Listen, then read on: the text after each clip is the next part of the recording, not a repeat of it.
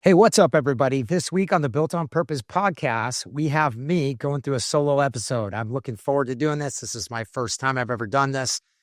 So I want to thank everybody that's supporting me and listening. And if you are listening, if you could leave a review, it would be a big help. We just started putting these out on a weekly, consistent basis in January. We're picking up some steam. So appreciate your support, and any review you can leave is wonderful.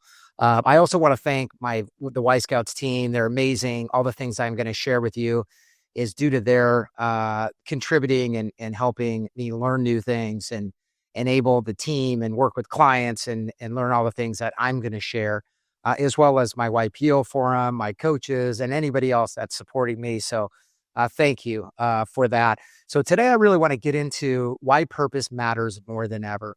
There's a lot of things going on right now that I think are relevant to this topic. And then, so in order to do that, I also kind of want to talk about why we started Y Scouts for those of you that don't know, or for those of you that it may help kind of paint the picture a little bit clearer on why I do what I do. And I also will give hopefully some tactical things that you can use and implement into your hiring practices and into your life that will make things easier. I've been through some ups and downs, and hopefully the downs I've been through, I can share some information that'll help you not have to go through as many, as well as I've learned a lot from, again, all the people that I mentioned before. Why purpose matters. I'm going to talk about the Y Scout story to start with. So when I started in recruiting in 1998. We started Job Brokers, was my first recruiting company with a guy named Ryan Newes. Awesome dude. We had a great run. But we hired tens of thousands of people on a contract to hire basis, did some direct placement, did a little retained, not much, and learned a lot about hiring. And in those early days, we learned a lot about kind of what not to do. I think everybody has heard, kind of the story or experienced the story of, you post a job, somebody rewrites the resume, and then you interview that person because the resume looks good because it's rewritten with the job description. They come in, they say everything they need to say in order to get the job. They get the job, and then they end up not being able to do what you thought they could do and what they thought they could do. So you have to fire them, and now you're the bad person and leader for having to fire this person. So we saw this happen many, many times over, and we decided we wanted to do something different. And there was a point where it really hit me, kind of as a leader. And this was, pretty late in my career, at least 10 years into to Job Brokers at this point. It's probably 2010, 11 when we started thinking about the Y Scouts process. And I think the day that I realized that we were hiring managers and I was a hiring manager, and I wanted to take responsibility to putting together a hiring process that people couldn't gamify versus continuing to be a victim and complain that people lie in interviews and that's why we hire bad people. So obviously that was a turning moment. I don't remember exactly when that was. And then there was actually a moment that I do remember what it was. We were working with a Spanish client, and this helped kind of drive this point home. We were working with a Spanish client. Their name was Abengoa, a big Spanish company that bought all the power rights in Arizona and California, and then built utility scale solar farms and then sold them back actually to APS and UPS or APS and our power companies. So we had a guy that came out and he wanted to hire an accountant. So we asked, this was the head of Abengoa. He comes out and he interviews 3 accounting candidates. And so he interviews these 3 people. And after the interviews, of course, I follow up the guy with this thick accent, Spanish accent. I ask him, how were your interviews? And he said, why did these people embellish what they can do? And this was already something that I was wrestling with, but this gave me another data point where it was like an aha moment where I'm like, this is a United States problem, even more so than it is a Spanish problem, because this guy was from Spain. But so these couple things, and along with all those other hires, I started to realize somebody needed to do something about people gamifying the interview process as candidates do. And now in this day and age, I'll give you a little preview of what we're going to talk about too later on here. AI has made it way easier for candidates to rewrite their resume and send it in to you. And now you're kind of starting from, kind of step one is trying to figure out what has this candidate actually done and not done. And, does that align with how they're presenting themselves on their resume? So I'm still going to go back to, why Y Scouts. So I think in all that hiring, in, all the different challenges we saw, people gamifying the process, we also started to realize that there were a lot of companies and people complaining that people just weren't a fit culturally. And so we realized that there really wasn't a great firm out there that was aligning people on both soft skills and hard skills, on purpose and values, and professional competencies and leadership skills. So that's when we started to think about how we would go about Y Scouts. And the first thing that we, thought about as far as gamification goes for candidates is we knew we never wanted to post jobs. We knew that was the first thing. As soon as you post all that information, and especially with the job boards that came into the picture, I know I'm kind of dating myself here, but the job boards that came into the picture, and call it the mid 2000s, now you had more real estate to post whatever you wanted. And then candidates could basically, they could apply to, as many jobs as they wanted to in any given day. In fact, I heard a quote the other day that helped, drive this point home. And that was, there was a quote that said, I applied for 500 jobs today and rewrote my resume for every single one of them, said every 25-year-old tech employee. And so that's what we're dealing with right now is we have candidates that are obviously very savvy and they're going back to their ways, or I shouldn't say going back to the ways. It's always been, if you didn't protect yourself and you had a good process, then you're probably getting run over by candidates and not able to hire great people because you're letting people basically gamify the interview process. So those were some of the reasons. So we decided we wanted to start a firm that helped people align on purpose, values, or culture, and professional competencies and leadership skills. And that's when Y Scouts was born. But even prior to that, one of the things that happened to me personally was losing my purpose before, kind of coming up with the Y Scouts, me and a few other people coming up with the Y Scouts, kind of process. And so actually losing my purpose myself was an interesting path. You would think it just was a straight line. You have a recruiting company and then you start a retained executive search firm. For me, it was not like that at all. I had to really go through some soul searching and go through the process of figuring out why I wasn't engaged in loving what I was doing anymore. And it came down to three things for me. And I'm just going to share my experience, and you may be wrestling with this. So that's why I want to share my experience. But the three things that it came down to for me was we were making a ton of money, and that was fun for a while. And I wanted to be an entrepreneur, and I was. We were successful entrepreneurs, me and my business partner. But after a while, I started to realize that a lot of what we were doing was contract to hire. And I was basically preying on the ineptness of people's ability to hire in certain sections of their company. And that's where we were coming in and doing the contract to hire bit. And when I was early in my career, this was fine because people needed it. As I started to mature and as I got a chance to actually fill leadership roles where leaders came in and actually fixed huge problems that were downstream, I started to have kind of an ethical issue with doing the contract to hire, hiring like we were with as much turnover as we were. And then the second thing I kind of throw out there was we weren't, I didn't feel very respected sometimes because people were using us basically to float their receivables. So that didn't feel right. And then kind of for me, the kicker of all of it was when people started to get hurt, we had a lot of injuries, not on purpose, but just in manufacturing, in the manufacturing process of manufacturing plants.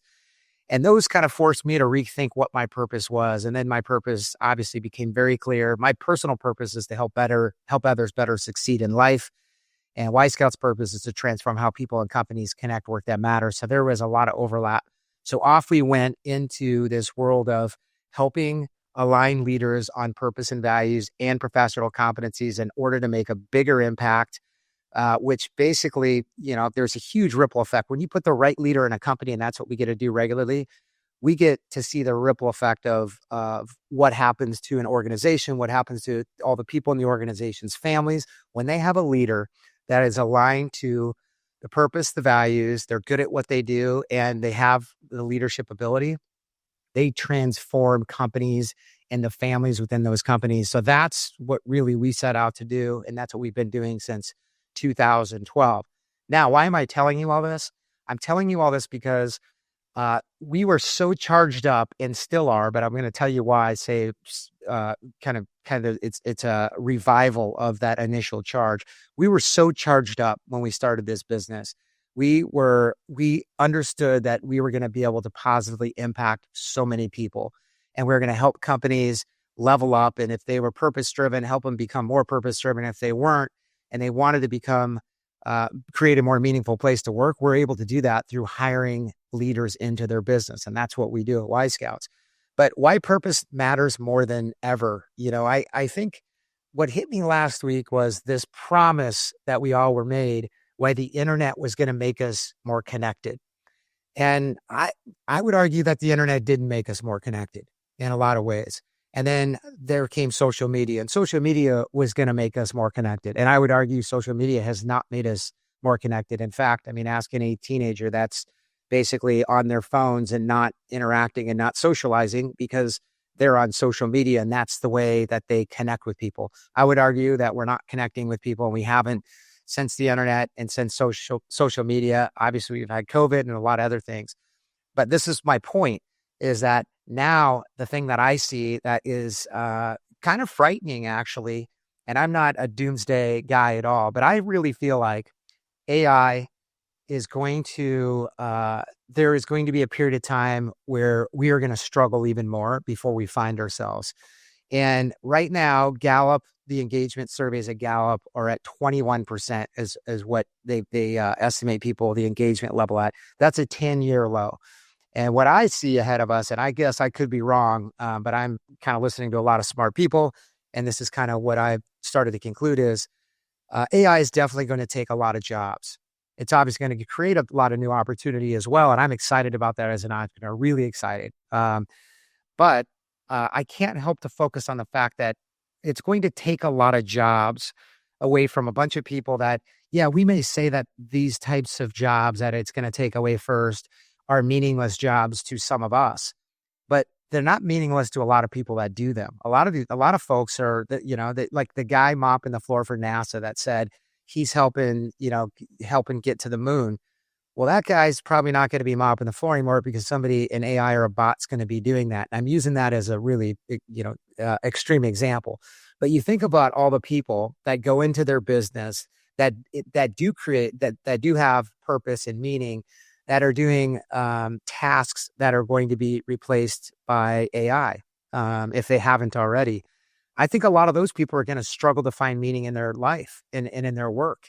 And so right now, what I'm seeing, and kind of take it or leave it, is I'm selling you that in myself, and I'm reinvigorated about this. I talked to my team about this last week. Is I think purpose matters more than ever right now. Right now is a battle of creating meaningful work in your business.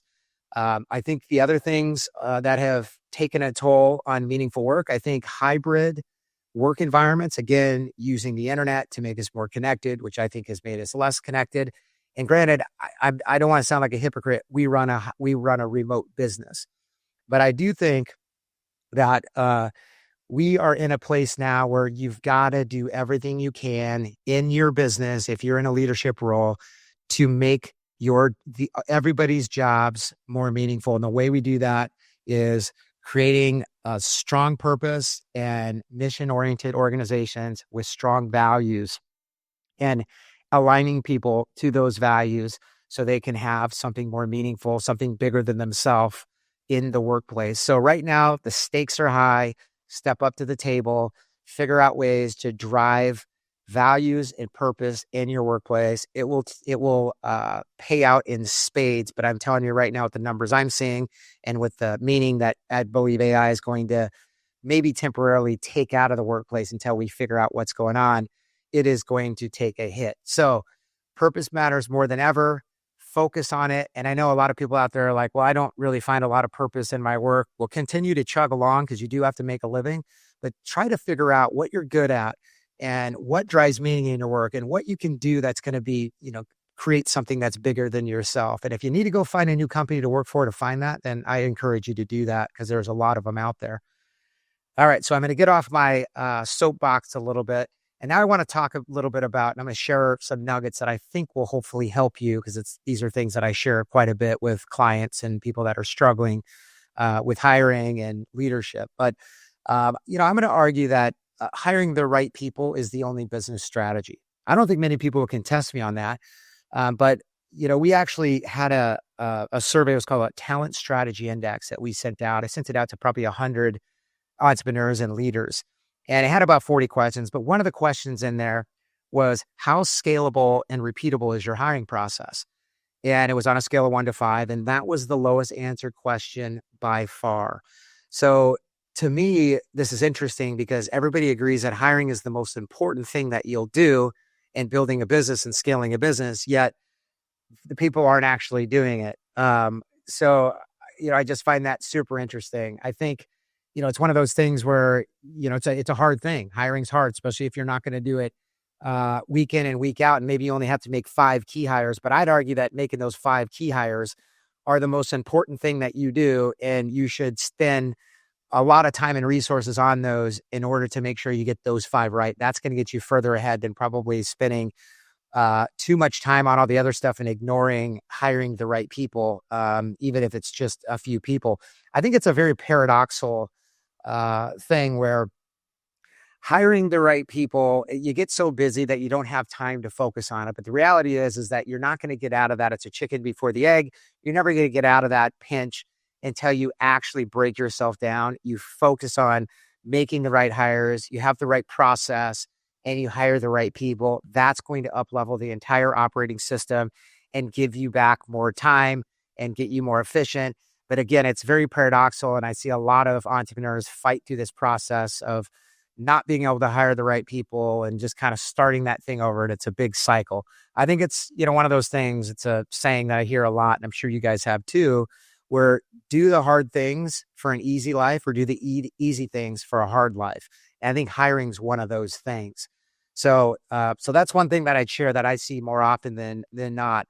Now I want to get into some couple takeaways that you guys can, kind of take back and hopefully implement. We're going to get into a lot of tactical stuff, hopefully, in these solo episodes. But today I'm going to start at like the lowest hanging fruit, and then we'll kind of work from there. You guys can give me some feedback. If you want more of the lowest hanging fruit, I'll continue down that road.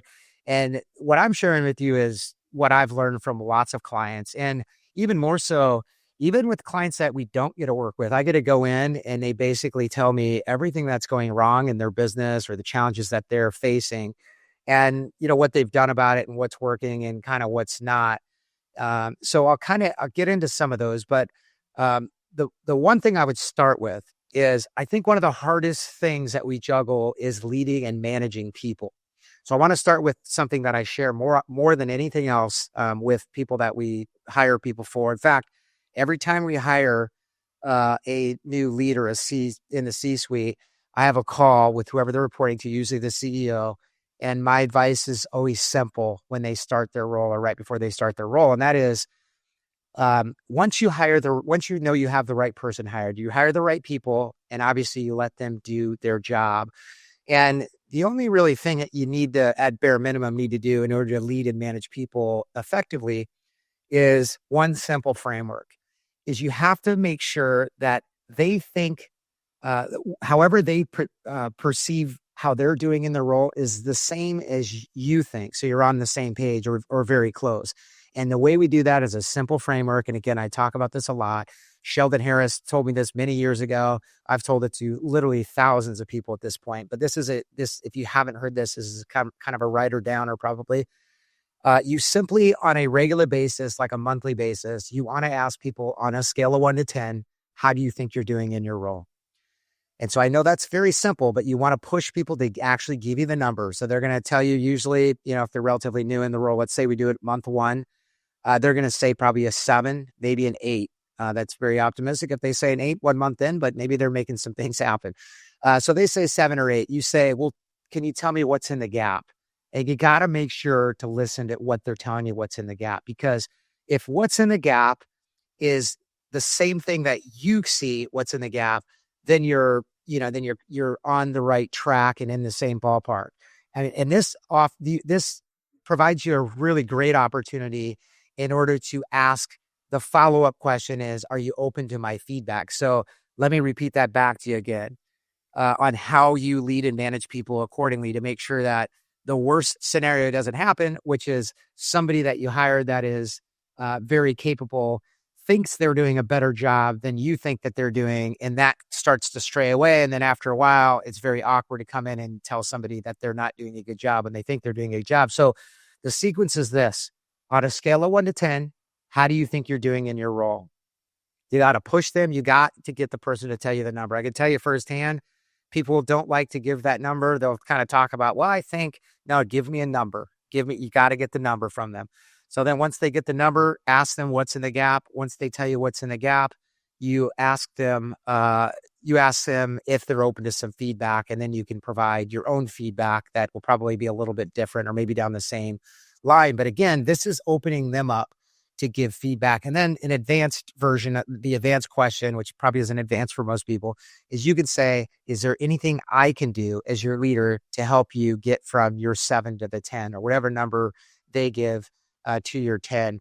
So that's, I wanted to share that with you because I share that more often than anything else. I'm hoping anybody new that hasn't heard that they're like, hey, I'm going to try that. I encourage you to try it. And if and when you try it, get back to me and let me know how that goes. I think this is one of the most effective ways to lead people and to make sure that you're on the same page. It's obviously a very simple framework and you're relying on somebody's own opinion of themselves. And that's where the feedback loop starts. All right. So you've got that. Now I want to get into some hiring stuff, but again, I'm going to start with lowest hanging fruit. And I think the lowest hanging fruit is this. The worst possible scenario for us as a retained search firm is to bring a bunch of candidates to the table, vet through all those candidates. We end up with a handful of candidates that are finalists. We end up with one person that's head and shoulders above everybody else. And then we lose that candidate to like another offer, or they stay where they're at, or something along those lines. So I'm starting at something that you can put in action to make sure that you don't, commit the worst sin in our opinion, and losing candidates at the final hour, losing the best candidates, because it's demoralizing, especially when there's nobody else even close to as good of a fit or as skilled as that leader that you were about to bring on. And so I think the thing when you're thinking about closing the best candidates are two things that I want to point out. One is you got to understand who you're negotiating against, or who you're competing against with your job offer. If this is somebody that you're bringing on, if you want to bring on your team. So the best way to do that is you got to figure that information out. And the best time to do that is upstream. As soon as you know, in one of the first or second, interviews that you have with them, as soon as you know you want to hire this person, you want to say something like, gosh, I know this is pretty early in the process, but if it turned out where we hired you, who would we be competing against? Like, would you stay where you're currently at? Or are you interviewing with other people? And I know this may sound strange, me telling you this, just in this kind of format. But what I have learned and what we've learned is people will share that information upstream before they get into the negotiation phase, downstream in the offer phase. And if you know that information, it's a lot easier to navigate the offer phase because you know kind of who you're competing against. You can openly talk about with the candidate. If you don't get that information upstream, it's very likely they're not going to tell you that information once you're downstream and you're starting to negotiate an offer when you start putting things on paper. So that's the first thing. The second thing is we always want to know how ready a candidate is to accept an offer. And I know that sounds very obvious, but it looks something like this. Again, easy, simple framework, shared again to me by, I think years ago, I think Sheldon was one of the first people, Sheldon Harris, my coach from CEO International. He shared this with me years ago, and we've continued to use it, and effectively you close candidates and not lose candidates that we shouldn't. And so the most effective way when it comes to an offer is you have to ask people before you give an offer, on a scale of 1 to 10, how ready are you to accept my offer? And I know that sounds super simple and super obvious, but the reason why you ask that question is until they're a 9 or a 10, you don't give them the offer. So if they say I'm a 7 and they say, I've got a special needs son that I got to think about like what school he's going to get into if it's a relo, which are becoming less common because of remote work. I'm just using it as an example. or they haven't talked to their spouse about it, or they haven't, they haven't talked to their kind of worried about talking to their supervisor who they've created or the person they report to, maybe the CEO that they have a great friendship with. And so until they're a 9 or 10, you just simply don't give them an offer. So on a scale of 1 to 10, how ready are you are you to accept an offer from us? Until they're a 9 or 10, do not give the offer. The other thing I want to talk about is we have found that when you have candidates and people walk you through their notice, it is way statistically less likely that they are going to get countered at the company that they're currently at. Typically, we're pulling people from companies that they're currently working at. And again, what that looks like is you start developing a relationship with them through that offer process, and you have to talk them all the way through that conversation of what it looks like when they put their offer in with their current boss. Literally, like, hey, so do you think you're going to get countered with the person you report to? Now, at this point, you know his name with, call it Mike, the CEO that this COO, call it, is reporting to. And they say, no, I don't think so. I'm not gonna, I don't think so. And then you say, well, walk me through, like, how are you going to have the conversation? You literally want them to walk you through the conversation and say, I'm going to tell them, X, Y, and Z, and that I'm leaving, and that I'm not, I have no interest in staying, and this is the reason, and I'm not going to leave.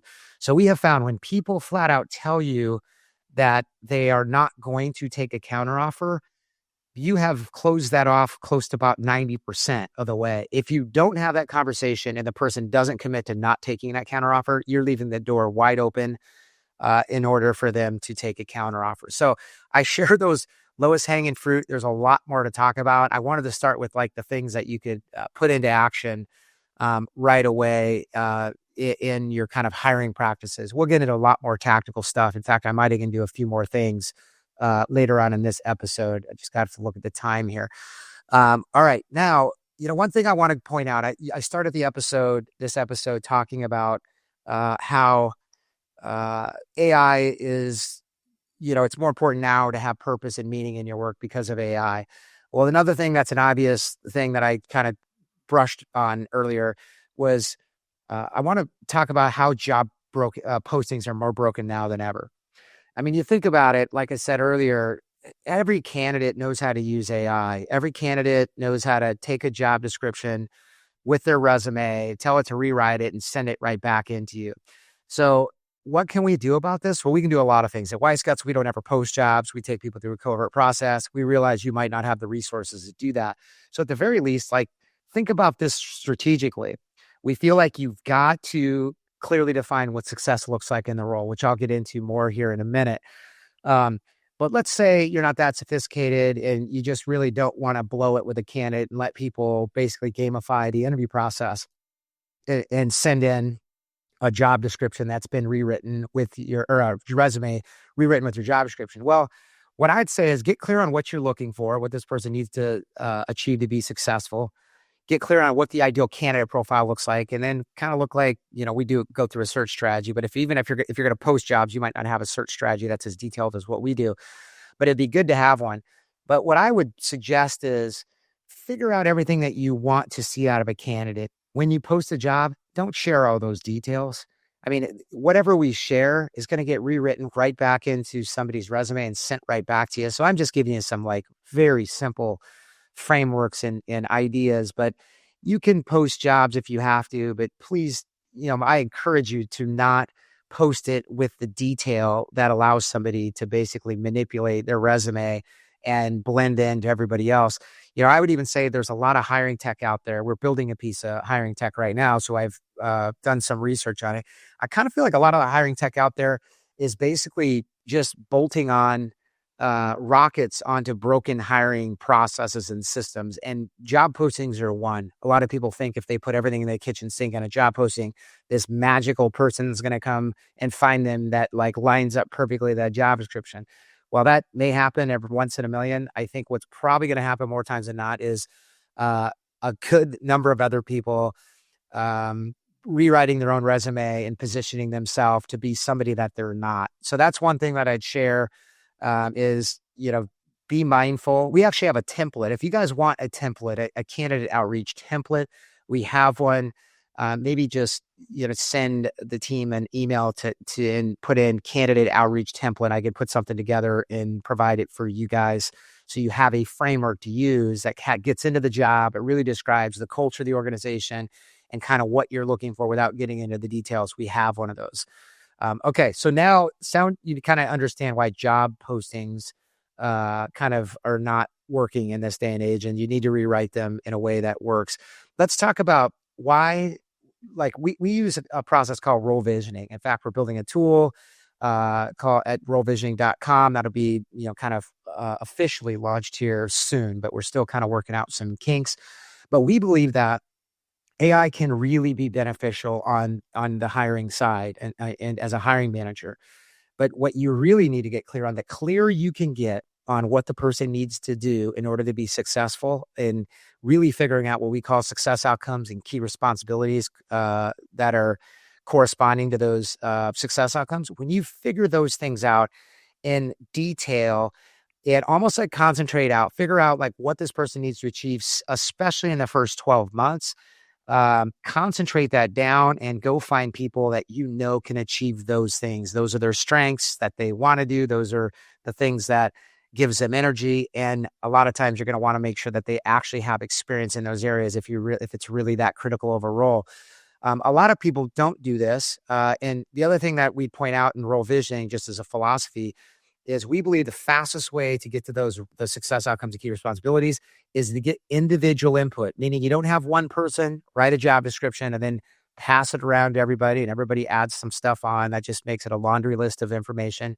And now you're kind of stuck with a very complex job description that is impossible to really interview and vet somebody to. So our advice is get the people that understand the strategy of the role. And by the way, we can provide you the questions. They're in our book called Hiring on Purpose that you can ask each stakeholder. And then you can combine that information. Again, we'll have a tool that can do all this for you, but I'm just giving you the philosophy so you can even start implementing some of this in your own hiring practices. So that's when it comes to getting clear on what success looks like, the most important thing that you'll do is getting extremely clear on what this person needs to achieve in order to be successful. Understand the soft skills of your culture. And then if you're hiring leaders, make sure that they are good leaders. I won't get into the leadership model in this episode, but we'll get into it at this point, at some point. And you can use our leadership model, which again is in our book, Hiring on Purpose, if you want to pick up a copy. And if you want a copy, just send the team, go online and just send us an email or a text or in one of the CTAs, and we can get you one of those as well. Now I'm going to start finishing up here. I'm going to start talking about some advanced interviewing tips. And maybe these aren't that advanced, or just like things that I thought people could walk away from this episode on and be better at interviewing. I will openly admit, I'm better at talking than I am listening, which is probably perfect for a solo episode like this. I'm basically talking to myself, but hopefully you guys are getting something out of it. But so the way I think about interviewing is you've got to be really good at asking questions, obviously, and listening and vetting. And if you are more focused on talking and you don't understand what you're going to ask, then you're probably setting yourself up for failure. So the obvious thing is have an interview guide that you can ask questions from, and that will help you in your interview to be focused on asking questions and vetting. And so I'm going to share 3 things that I've shared, quite a few times, but they're 3 things that always stick with me. And I'd call them advanced interviewing tips, but they're very easy to remember. And the first one is, and I believe this actually comes from possibly Top Grading. I always want to give credit where credit's due, but it's called the AWE technique, AWE, and what else? So when you ask a question, typically you're asking questions in an interview to verify that somebody has some experience that's similar to the one that you're looking for them to have experience in. And so a lot of times you ask a question and people give you a surface answer. You can just ask, and what else? And that will get them deeper. So they'll kind of divulge more. So you have more to work with.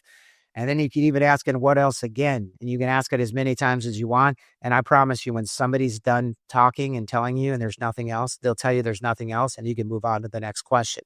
Now, I know that sounds a little clunky, but if you're struggling getting deep in interviews, what do you have to lose? And what else can really help you get there?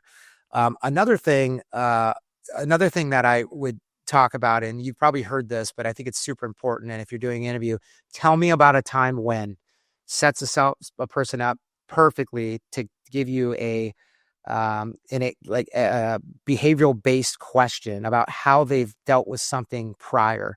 And a lot of times, some people will talk about, they'll skip over the tell me about a time when, and they'll just start telling you how they would think about this hypothetically. You got to kind of knock them back online. No, tell me about a specific time when X, Y, and Z.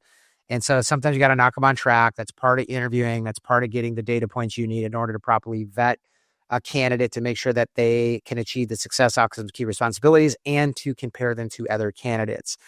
And then, kind of one of the other advanced tips, and this is an Elon Musk thing. So if you don't like him, then I apologize, but he happens to be very successful at building businesses.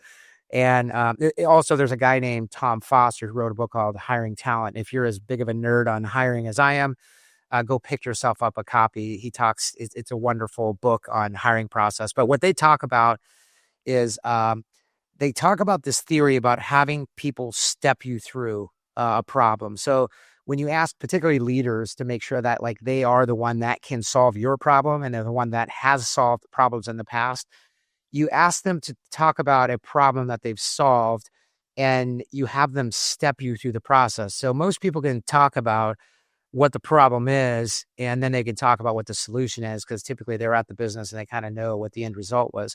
But if they were the person that actually solved that problem and we're the one in charge and we're the backstop of that problem, they will be able to step you through every step of the process in order to get to that solution if it was something major. The people that weren't, they can't. You'll see patterns where they skip steps and they don't really, you can tell they weren't a part of the actual process. And this will allow you to really understand if somebody really solved a problem or if they were just kind of along for the ride. Because we obviously want to hire leaders. I think all of us want to hire leaders that have actually truly solved problems so they can help us solve ours and help us up level our business. Couple other things on the hiring side. If any of you have ever heard or listened, know the Robert Waldinger. He's got a book out around happiness. It's the longest study that I think is on humans today. I think it's 3 generations. Somebody will quote me if I'm wrong here, I think. But I'll kind of get to the detail. Doesn't matter as much but he really studied patterns of 2 different types of people, inner city guys that he started studying. It turned out to be studying more than just the guys, but their families. But it was inner city guys and then guys that came from some pedigree, I think at Princeton. I could be off on that too, but it was like an Ivy League school. And he kind of wanted to follow to see who is most happy. This is a spoiler alert. There's a great TED talk on this. He also has a book, Robert Waldinger, on happiness. But the net was that people are more happy that are good with relationships. They have healthy relationships and they have healthy interactions with those relationships. And I've tested this. So what I'm going to propose to you is if you only had 30 minutes to determine whether somebody was a good leader, I would propose asking them who their closest 3 relationships are in professionally. And then, so you can write the names down, then go one by one. Tell me who the closest 3 relationships you have professionally. Once they do that, you now have the names of those 3 relationship, those people. And so then you say, well, describe why the relationship was so good. Now you're starting to be able to understand how they picture a good relationship, which in leadership, I believe, is one of the most important things that you can do. And then, after that, you go through that list of people, then you describe what does a good interaction look like with, each one of these individuals. And then you do that on the personal side. And I know I'm now crossing a boundary that maybe some HR folks out there are saying, hey, we can't do that because it crosses the boundaries. Well, I'll warn you, I'm not a big HR, I don't follow the book around HR, but I feel comfortable asking leaders at this level, tell me about your 3 closest personal relationships, and then tell me what a good relationship looks like and why this relationship with so-and-so. And then you can ask them what a good interaction looks like. because I believe that good leaders are good inside the office and outside the office, personally and professionally. So they should be able to describe both. And you'll find that the greatest leaders out there will be able to just describe both. And what I have found in the times that I've done this, believe it or not, the leaders that I ask these questions struggle with the personal side most. I know that sounds weird because they could literally just make up a name and say, I'm closest to my mom, my son, and my wife. But for some reason, that's where I kind of see a breakdown when they start describing what a good relationship works out. And again, I believe in order to be a great leader, in order to hire great leaders, you must be a great leader. And in order to be a great leader, you have to have healthy relationships and good interactions. So I believe if you have time to ask about those with a candidate and you really want to figure out how good a leader somebody is, that is time best spent. So I kind of wanted to start wrapping up here. I'm going to talk about reference checks because I know there's a lot of people out there. I get a lot of questions about reference checks, and do you do reference checks or reference checks? Are they still worth doing in this day and age? And absolutely 100% they are. Obviously, we hire for senior level roles, so they are really, really important. And I give kind of a couple pieces of advice because I know people have a lot of different theories on references. I think in order to get a great reference, you can do two things. I'll give you a tactic that you can use. If you're not having any success with reference checks, then you've got nothing to lose. And if you have nothing to lose, which I think we all have always something to gain by hiring the right leaders, is you can call somebody that somebody gave you as a reference, and you can leave them a message late in the day. I think this is also in top grading, by the way, to give credit where it's credit due, and say, hey, I'm Max Hansen, and I'm doing a reference on Bob. I was given your name by Tim, and who worked for you through these dates. If Tim was an 8 or better, could you call me right away to let me, so we can talk about it? So if you're having struggle having people get back to you, it's a small tactic. Again, it's a little gimmicky, but again, you have nothing to lose. The other thing I'd say about references is that good references start in the interview. When you're talking to the candidate, you start asking them about where they worked, how many people they hired, how many people they fired, start talking about their work history. You start asking who they're reported to in each role, and you start going through, kind of some of their work history that way. And you want to write down that person's name. And then you also want to ask a question in the moment of the interview to say, hey, when you're working for Bob, say it's a person they're reporting to, what was the one thing that you were working on most? And again, I think if somebody wasn't working on something while they were working for somebody else, like if they were just too good and they weren't working on something, I think that might be a red flag. So a lot of times, candidates will say, hey, I was working on becoming more organized when I was working for Bob. So then when you have the reference with Bob, you now have a starting point or a way to start prying in to get a little deeper in that reference by saying, hey, when I was interviewing Tim, he told me he was working on being more organized. Can you tell me more about that? So now you have a way in to get more information if you're just getting surface information. So that's one thing that I would share.